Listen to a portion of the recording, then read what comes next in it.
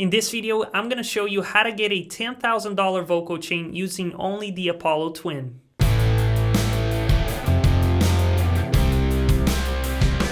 Welcome to the Home Studio Academy. My name is Nolan Freitas, and if you have an Apollo, make sure that it's registered in the Universal Audio website and then download the Console app software. So once you have everything set up, this is what the Console app will look like. And on the left corner, you can see your channel strip. Here's where you're going to add all your plugins and effects. The first plugin in this vocal chain is the 610B preamp. And what it does is it will turn on your microphone and add a little bit of that tube saturation to the sound. The way that I use this plugin is having the tube cranked all the way up, and that's pretty much it. You can also manipulate, the EQ by boosting or cutting certain frequencies, or even playing around with some of the presets, but primarily I use this to get tube saturation. And just to give you an idea, if you were to purchase this piece of hardware today, it retails for over $2,000. So even though you did invest a lot of money on the Apollo, you're already making all your money back plus some with just one plugin. The second plugin in this vocal chain is the 1176 compressor. This is one of the most popular and well-known compressors of all time,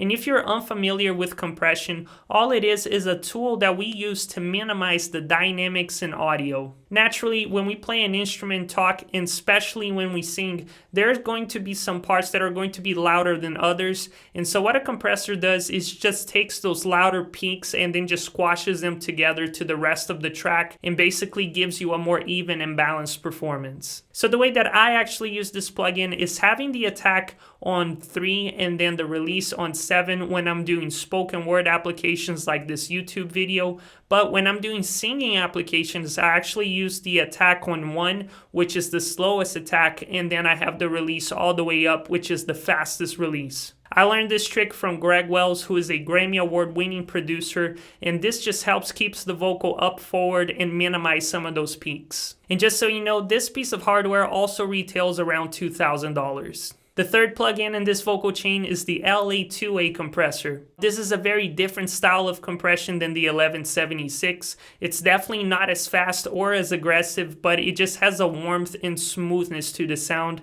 And honestly, it's one of the easiest plugins to use. All you have to do is play around with the peak reduction knob until you're seeing the meter hit about 3 to 5 dB, and then you use the gain knob to set your volume, and that's it. It's that easy. And just so you know, the LA2A piece of hardware currently retails for over $4,000, so as you can see, these numbers are definitely adding up. By the way, if you're learning something new and getting value out of this content, don't forget to like the video and subscribe to the channel.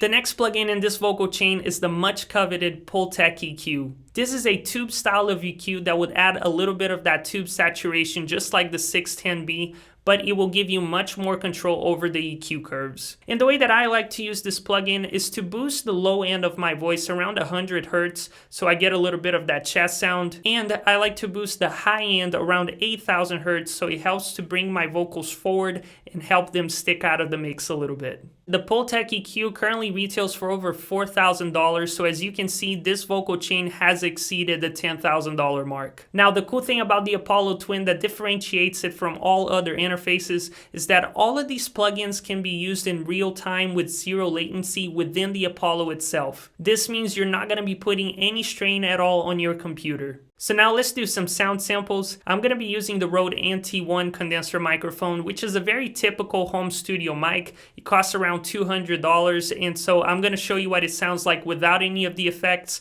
and then with the effects engaged. Alright, so now you're listening to me talk through the Rode NT1 condenser microphone, and as you can see, I do not have any plugins engaged. This is just the dry vocal coming from the microphone being plugged straight into my Apollo interface, and this is what my voice sounds like. Okay, so now you're listening to me talk through the Rode NT1 condenser microphone, but this time I do have all of the Unison plugins engaged. Hopefully you can hear the sound difference between having the microphone with the effects off and with the effects turned on. So as you can see, even though the Apollo Twin is not a cheap interface, you do get amazing value for your investment. And if you're still in the market for one, I will have the link in the description below so you can go check it out. And if you want to watch a more in-depth review of the Apollo and all of its features, make sure to click on this video.